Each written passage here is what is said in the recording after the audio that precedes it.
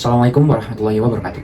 Perkenalkan, nama saya Lingga Prasasti Danuarta Pargina dengan NIM 255090300111110. Kali ini saya akan mempresentasikan hasil pekerjaan saya, yaitu tugas agama membuat PowerPoint dengan tema korupsi. Korupsi adalah penyalahgunaan kekuasaan atau jabatan untuk keuntungan pribadi atau kelompok tertentu yang dilakukan secara tidak jujur, tidak bermoral, dan melanggar hukum.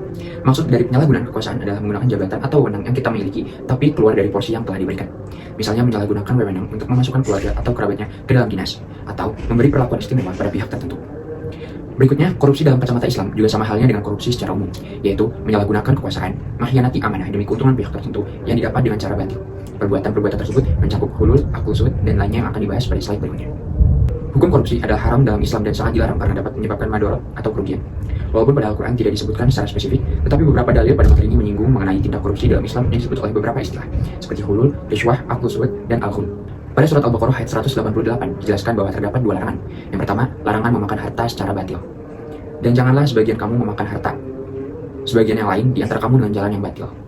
Kata memakan harta adalah kiasan atau majas untuk mengambil, menggunakan, atau menguasai harta. Digunakannya kata memakan karena itu adalah manfaat paling pokok dari harta dengan jalan yang batil.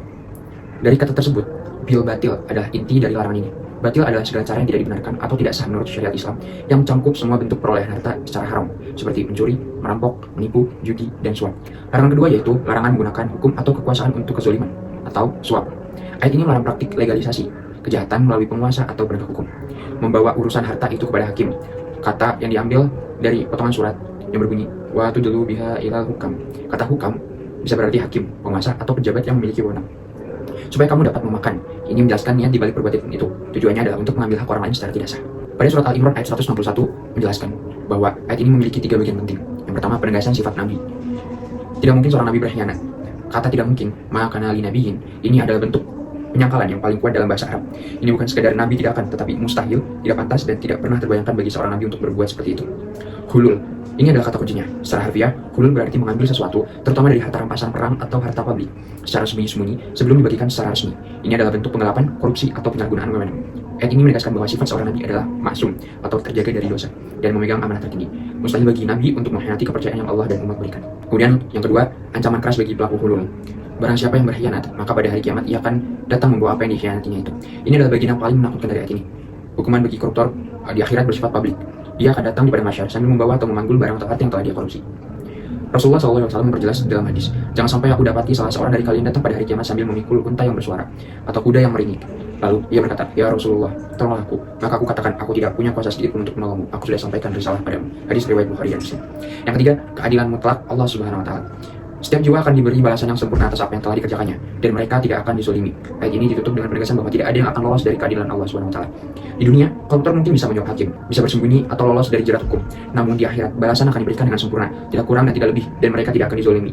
Artinya, hukuman yang mereka terima murni setimpal dengan apa yang mereka kerjakan. Kemudian terdapat juga dalil hadis yang membahas perilaku hulul dan rishwah yang diriwayatkan oleh Abu Daud dan Ibnu Majah. Barang siapa yang kami tugaskan untuk suatu pekerjaan lalu kami tetapkan imbalan untuknya, maka apa yang dia ambil di luar itu adalah hulul atau penggelapan. Kemudian hadis kedua yaitu larangan rishwah yang diriwayatkan oleh Abu Daud, Tirmizi, dan Ibnu Majah. Rasulullah SAW melaknat pemberi suap dan penerima suap. Kemudian jenis-jenis korupsi. Yang pertama ada hulul. Hulul adalah pengkhianatan terhadap amanah dalam konteks harta benda publik. Contoh nyata di masa sekarang adalah penyalahgunaan jabatan, penggelapan kas negara, dan lain sebagainya. Kemudian ada rishwah. Rishwah atau suap menyuap adalah pemberian sesuatu berupa harta untuk mendapatkan keuntungan dengan cara yang tidak sah. Contoh nyatanya bisa berhubungan dengan jabatan di dunia politik. Kemudian al-maksu, itu pungutan yang diambil secara tidak sah. Biasanya seringkali diberikan kepada yang bukan berhak menerimanya.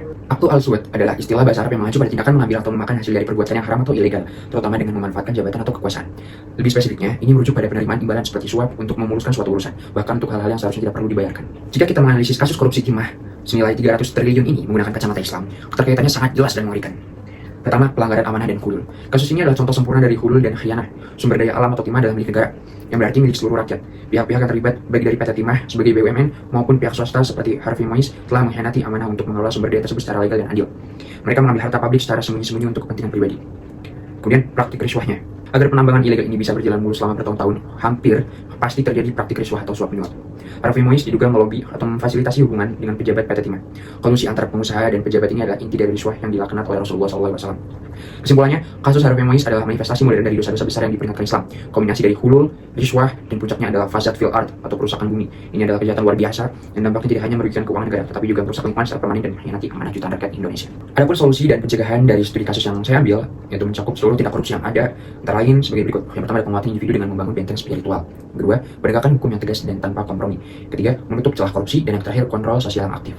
Baik, itu saja yang dapat saya presentasikan mengenai materi korupsi. Mohon maaf jika ada kata-kata yang salah. Wabillahi taufiq wal hidayah. Wassalamualaikum warahmatullahi wabarakatuh.